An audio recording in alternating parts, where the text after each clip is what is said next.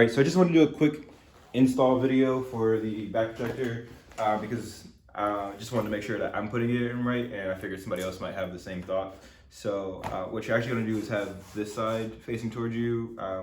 What I was thinking originally would be that it would be the words towards you, but when I took the elbow and shoulder pads out so I could put in the level 2 stuff, I noticed that all of them had the textured side facing you, and then the words went on the back side. So easiest way to do this is once you open this up, it's a little bit more narrow than the actual protector itself, which I'm assuming helps to keep it from coming out unintentionally. So just do a quick taco fold, and then make sure you still have your top arrow going in the right direction.